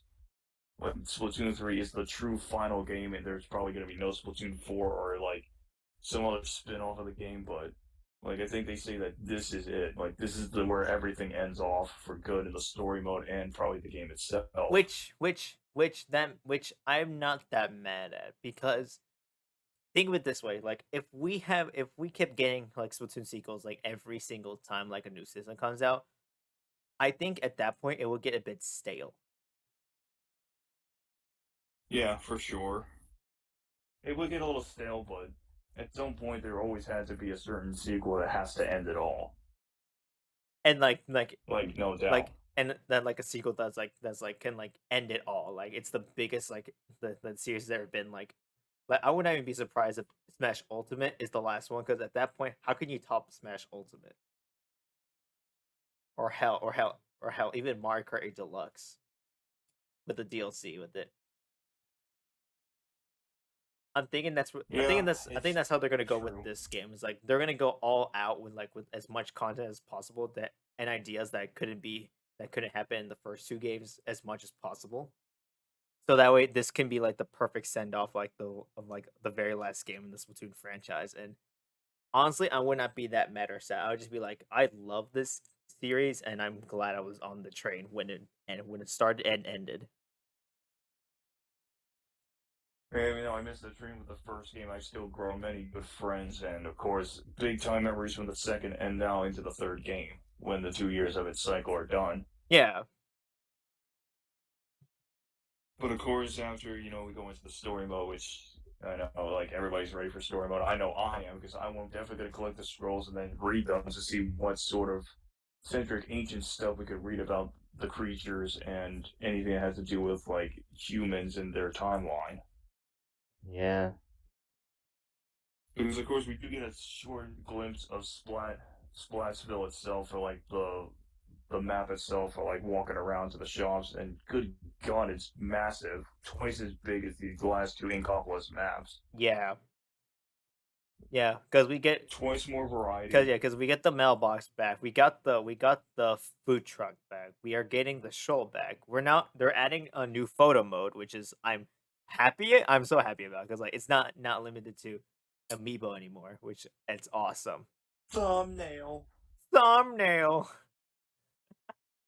It's like you could just take any photo in any random spot of the whole town, and you could literally make a thumbnail out of it. You know, bunch of the It's haters. so You know, a easy. bunch of the haters are gonna be like taking a photo of like the worst looking map and then say like Splatoon 3 is not what you think. Yup. But then, of course, one thing I also saw with the food is like there are two new like XP bonuses that I didn't see, but they didn't want to scroll because I feel like it would give it too much away. But could they have added that if you're in a full squad, could your entire team now get double XP That and double the coins? that would actually be a little bit crazy, but then at the same time, I'm like, how on earth are they gonna Because the implement that? logo is showing I, four squid I'm not icons sure how with that. because the icons are showing four squid logos with the coin and the XP like logo on there. So that's probably meaning that if you're in a full squad in any mode, you and your team will get full XP bonuses and coin bonus. I had to agree with No, I don't know yeah, exactly, I'm gonna agree with but Shy. it will be there. I'm gonna agree with Shy here because like I don't know how on earth are they gonna implement that into the game. Well, like I said, they didn't scroll to those last two pieces of the food, so it's hard to say if it's going to be for full squads or does it depend on how many players you're in that squad. Yeah. We just have to wait and see. Recon mode is back and it's on is every stage now, so that's fun. And also, who cares about the local like thing from the show? Nobody really plays unless you really can't afford online or you're just too young to have it. Because I mean, you have the same thing, and obviously you talked about photo mode. I definitely love the new sequence. You got the photo mode, but I wish it would also implement it into theater mode as well. my This only is perfect for a my thumbnail. only hope for like the recon maps, like if we could take pictures during the recon, because that would just make that recon mode just a ton of Wow, a times. whole hour of Oh recon. I man, just noticed that. yeah. Yeah, yeah. I'm looking through the recording, like we taken like a few breaks here and there, but like overall we've been doing almost an hour and a half of like talking. Like that's insane. Hmm. Yeah, and then like the rest of the details of Splatnet 3, we don't really. I don't. Do you guys care too much about the Splatnet 3? I mean, Well, honestly, like, no, go ahead. I usually just check it just like if there any new gears that I can find that I can shop for. I just really don't even care about anything else. Yeah, That's not the one time I've used this app. I mean, yeah, it's cool. It's getting a threequel, but is it really even worth like downloading at this point? Even though it's not really the same thing. I mean, you can see they just added like new, like sort of tabs you can go to, which is kind of cool because Splatoon 2 didn't really have that much because it was just so like your stats overall and as well as like any gears that could be in the shell that maybe you just never got yeah. or like from Splatnet, but Yeah. really it's just not that nothing special to be honest for the app, but it looks nice. I'm not gonna complain about it. Looks whole brand new. Looks really nice, but again, it's just so much just looks all the same sort of. But new things look pretty cool though. Glossing over the amiibos because I think the amiibos have not changed much.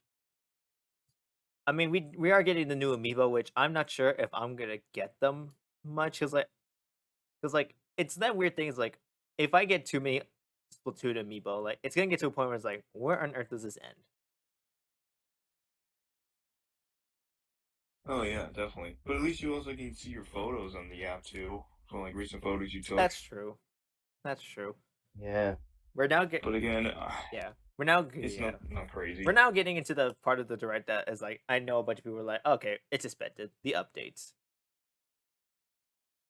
I mean, yeah, the amiibos I was expecting Because I mean, but I don't know if anybody's going to be an amiibo collector, but if you do get all the new amiibos for Splatoon 3, best of luck getting them because it's going to be impossible now because of COVID That and that stuff. that that So, or like that or scalpers getting the amiibos early. but again, it's going to pretty much be tough to get them because limited supply, COVID struck everything, so it's Yeah. probably the supply of the amiibos is going to be very hard to get now because of it. So, if you guys are really struggling to get amiibos, just don't worry. They'll keep trying their best to make more. Just be very patient, and I promise you they will not sell out quick. Like when the next set of them come out. So I'm thinking for the updates, like they said they're gonna release like new weapons. I'm guessing like they're gonna like add the variations later in the game's life. Which Well, no, you go ahead. did they say they were gonna release it with catalogs for every 3 months, so every 2 years. Yeah, that's gonna be the only issue. Hard to explain. It's gonna be the only issue with that because like we had to be waiting for like a certain variation or like a certain kit from like a weapon that you love, and then like it's just like, oh look, here's the kit. You've been waiting for like a few months now. Okay, cool. Have fun with it now. Because obviously we got a new set of a new type of battle mode called X Battle, which is I think it's basically once you get to X rank, which I don't know if they'll add it in the future update unless they already have it Yeah, in the base game. You'll be placed in like matchmaking with other X rank players that are not below an X rank. It's only strictly X battles, and then it's gonna pretty much, I guess, make a few yes, it's changes S here and there. battle. Because if you reach like I think S plus or above, you just reach the like S. As soon as the update release.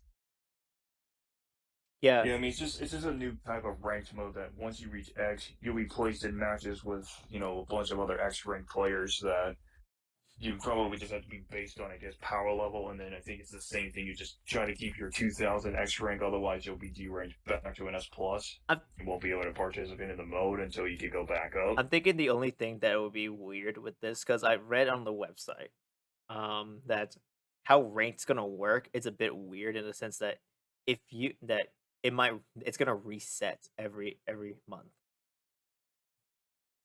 Like how in the original game in 2, that X rank resets every month.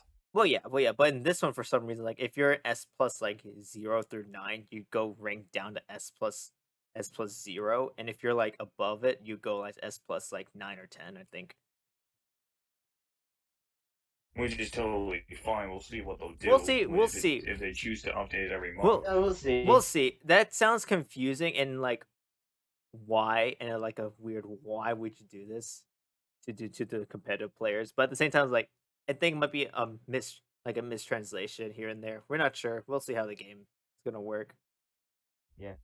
And of course, we got League Battles returning, but again, I'm surprised they actually pushed them back and not adding them into the launch. But I think they're gonna. but Yeah, again, I'm League surprised Battle for is that. fun, but it's just not the same really. But I don't know, just League We Battles to me, just you we have got to get like a full squad at least to even have a chance.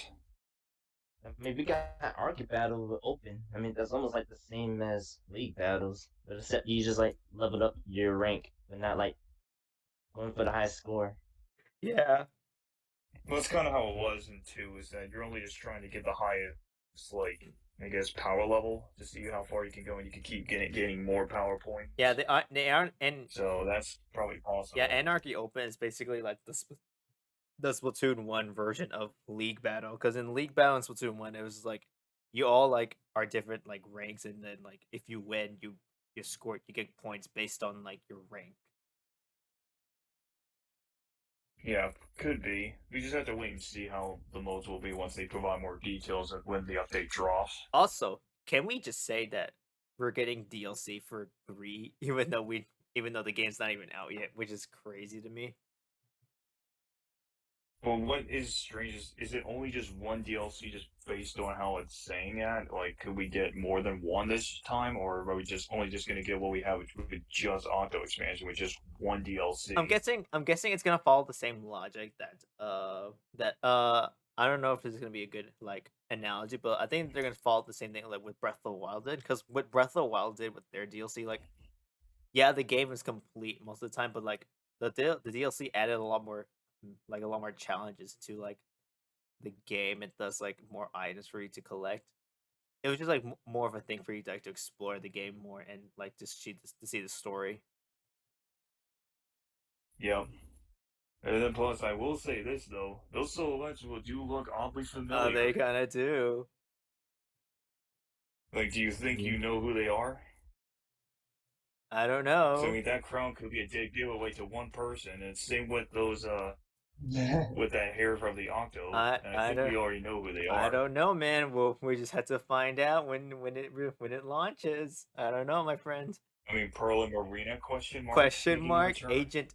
The supposed Hashtag spoiler question mark. question mark question mark question mark new But agents. again, it's only a future, so we don't know Yeah, yet. we don't know exactly. Like I think this is what because in the ERCB rating system, it said that there was like in-game purchases, which I think this is the in-game purchase that we had to do with the DLC. Mm-hmm. But again, guess it could take another year because I'm predicting next year is going to be I'm not. probably the DLC's I would release. not even be surprised if it takes them another year to release this DLC, or even like 2 years. Because at that point, it's like you update the game to the point where like all the catalogs are done. Now you're just releasing this big DLC that's gonna make us like complete the game. But now is the main one that everybody's been asking: the idols, aka The idols. The Big idols, Masters. yeah. Okay. Get this mess out of the way. Opinions on the idols in this and 3 versus the past 2 games. I mean, yes, we obviously now have 3 idols, which to no surprise we didn't weren't expecting 3 because we would always have the typical 2. Yeah. But I, a third edition, good choice. But I will say though, the character models, I mean, it's up and down. Because already people are memeing about Fry. yeah. I mean, good name for our character. Everybody knows what Fry looks like. I mean, she's got quite long ears for an Inkling. I mean, not bad choices. I feel like she's from like, because based on the outfit she's wearing, she looks like she's from like, I don't know, some kind of part of India or something. It's hard to explain, Hard, but yeah, I feel hard like to it's something yeah, hard to there. explain. Like Well, part of India or Arabian. yeah. Yeah, maybe. Shiver is Shiver, I think, like a Japanese, like Japanese or like in some like from China, kind of with like the way the outfit is. Yeah. I mean, actually like her out of the 3. She actually looks pretty good Yeah. for an Octo as Shiver? well. Like Yeah. the eyes are kind of unique in a way that not even the original characters would even have. But it would be nice to have that as a customization. I do know this though. Especially the eyebrows. Yeah. I do know this though that Big Man is gonna get memed on until like this game's dead. Perhaps we'll same with Fry too because of the way they think her I design is a mean, little I bit honestly funny. no complaints about Big Man. I would say I love him. It's just a manta ray. That's what just makes it funny. And I definitely like their new studio too. It's a lot bigger than what Pearl and Marina had for the Splatcast. So now at least it's a giant newsroom. Oh my gosh. When they also do the Yeah, news. and oh my yeah. gosh, can we just talk about we can actually skip the news now? Yeah, you can actually. If you don't want to watch the news, you can press the left stick to like listen to the Splatcast, which is good. Plus, you don't wanna actually do have anything. your own sea cucumber phone to actually just listen to the news while you're just walking around Splash. I just find it funny that But that's even better than it's you can skip that if you want. Where's that And technology? now- That's new games, Nintendo. And then of course the big moment I've been personally wanting forever since they returned them for like 2021, the Splatfest. Can we just talk about how vibrant like the night version of Splashville looks with all the colored lights and everything? yeah, Like, it it looks looks really so it looks pretty. really good. Like it looks like a much more bigger party than what Splatoon 1 and Splatoon 2 were going for. And the fact we also get a sneak preview of one of the like musical performances by the groups themselves while the Splatfest like stage is being shown. Like, it actually sounds pretty good for the singers. Not gonna I lie. think the name of the song is called Archery Rainbow if I search it on YouTube. Which yes, I'm not gonna. We can't really play it because again, the music is 100% copyrighted. Yeah, So- for sure. Oh yeah, for sure. No, I don't think it's gonna be copyrighted. I think it's more that weird thing like if you blast it and monetize it, Or it's basically embargoed, you could call it. embargo. Yeah. Like Yeah. if you monetize it, then like yeah, you're gonna get a strike. But like if you just like Well, you would just have to wait till the game is almost out, then you can let the embargoes be lifted and release the song, but Yeah. it was at least like a good song to start out for the Splatfest itself. And the way they're dancing is much more unique than what Pearl and Marina did too. Yeah. Yeah. This This is the way everything looks, and like the soundtrack is just amazing. I love this though. The new mode that we get for Splatfest though. Try Turf War. We'll go into that in Color just a Turf few. War. Try In just a few. try Turf War. Can we just talk about Try Turf War though? That is I I was expecting that we were gonna get like a mode like oh we're gonna get like two more teams like battling for the same turf, but this is just basically what Tricolor Turf War. this is just basically Yes, this is the biggest thing I wanted in Splatfest for that change. Tricolor Turf War. Biggest three battle game with like basically triple teams, and you're basically gonna try to fight to get to the middle and claim that middle zone and just try to literally try to go for the middle, and then whatever the first team does it, you and the other team are fighting as one to actually go after the current team that captured that little point in the middle. That is just such a great addition. it really is. Yeah, to because like add in. because I think what they're That's what's doing called Ultra is like Signal. it separated two halves. That one half is just like the original OG Splatfest, where you separate the two teams to fight each other to see who's gonna get the first points in first place, second place, third place, and then separate to the second half, which you see which team's the first, so you can do like the new mode. And then, of course, you're actually also going to be working together with the idols to actually claim the battle correctly, because they do talk in the middle of the fight, which is actually even helpful too. But that ultra signal also works as a trap that once the team captures it, it shoots out a bunch of like mini dabs of ink, like the ink cloud, but it actually acts like a trap, you could say. And I noticed they had like something else called the sprinkler of doom. Yeah. Honestly though, the triple like choices between like the Splatfest, this is gonna make Splatfest a lot more interesting. Considering that now we're gonna have now you're gonna have two teams to up against. Like if you're on one team, you have two teams to like be afraid of. And then, of course, they also talk about the news, of course.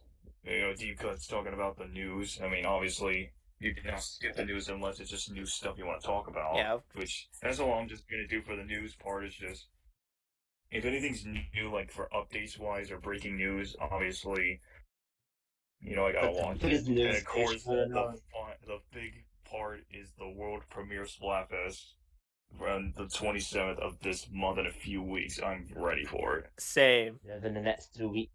Okay, question. It may not be a test fire, but this is what It's I close wanted enough. all It's along. it's close enough, honestly. 9 a.m. to 9 p.m. Pacific But time. this is what really caught me off. You now have 3 choices to choose for a team. That's what Team rock, team paper, or team scissors. rock, paper, or scissors. Like Now that's going to be tough because you and I both know we're going to obviously be on a team, but who do we choose is the question. Because now it's like, Yeah. it used to be 2 because you could just choose one or the other, but now with 3, you have a wide variety of options of teams to choose. yeah. But again, I don't know because I don't really play rock paper scissors unless it's just for like trying to see what you should do first, like in real life. But I don't know what I usually choose first if I ever play rock paper scissors. If it's gonna be like I just lighten up on the Splatfest. If you actually go to the main website about how the Splatfests are gonna work, the 10 times and 100 times battles are coming back. In addition to Oh my god, yes. with And I noticed that was also like a times 33. 333, 333 which battles now. that's funny to know that it's just 333 times times battle. Which odd number, but I'm all for it because like that just makes it so like that's like triple, like that's like 3 times better than 100 times battle for sure. Yeah, 100%. I think the triple teams of Splatfest is a great improvement. I think because I think you get 2 choices, which is you can play the regular Splatfest mode or do the tricolor mode, which is incredible. Now, here's a good question like I have for you two, and I think this is gonna be a good send off on the podcast here. What do you think? right? What do you think was the thing that it might this game is completely different from the second from Splatoon 2? If I could answer it for you, I would probably say it would have to be probably the gameplay changes, new modes, and of course the Splatfest change. I would have to say that's my main thing.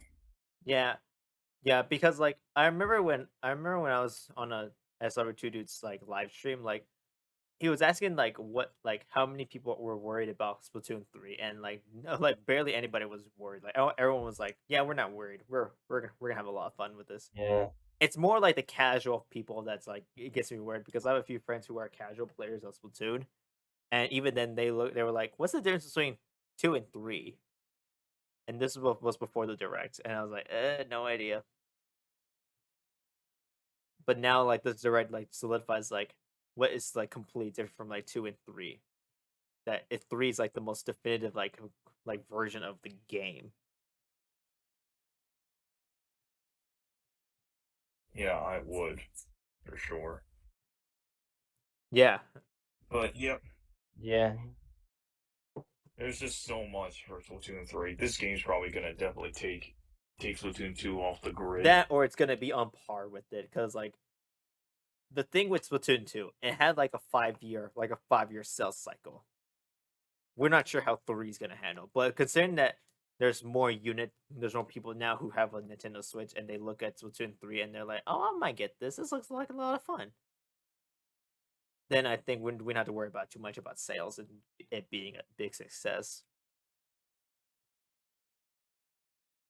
Yeah, 100%. cool. Like this was definitely a fire direct to showcase new changes to the game, so it's not like a bootleg copy of 2, but this is now an all new game. It really is. Well, Yeah, yeah, it really does. yeah. Well, guys, I want to thank you guys so much for joining on this podcast with me. I think this is fun. This is a lot of fun, honestly. Yeah, It is. We need to do this like more with other games, like with like once we like see like the full version of the Mario Kart DLC, we should probably do a podcast on our thoughts of the entire DLC as a whole. because That we're or almost the halfway through. well, Because that's Wave 3 is on going to be Nintendo coming out Direct. sometime this fall, Oh so yeah. obviously we'll get that at some Oh point. yeah, yeah, Because yeah. they are releasing it seasonally, so obviously we're going to get Wave 3 in fall, and then Wave 4 is going to be probably sometime at the start of 2023 in the winter.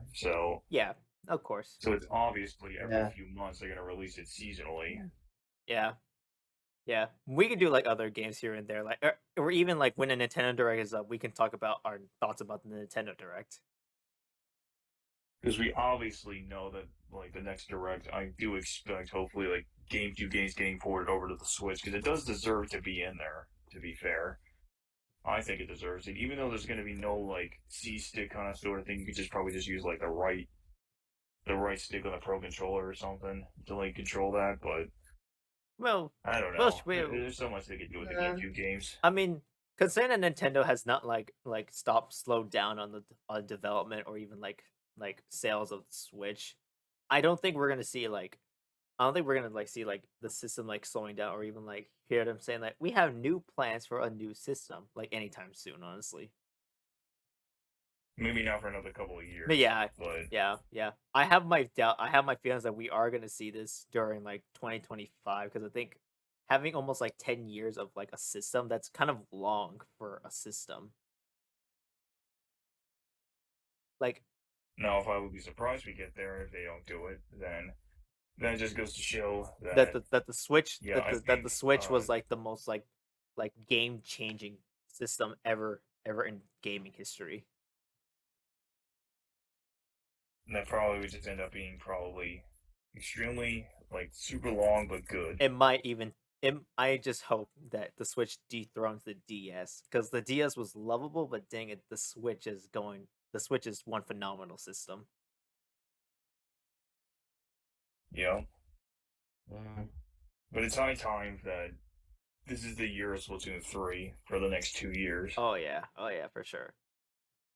I know Breath of the Wild 2 will be out next spring, but I mean, at least when we figure out what Splatoon 3's DLC is going to be, like, is that going to like make people come away from Zelda? We don't know. We have no idea, but We don't know. well, we'll see. We'll see. But Because I feel like what was it? Because I kind of feel like what was it? I feel like both Zelda and Splatoon will probably compete.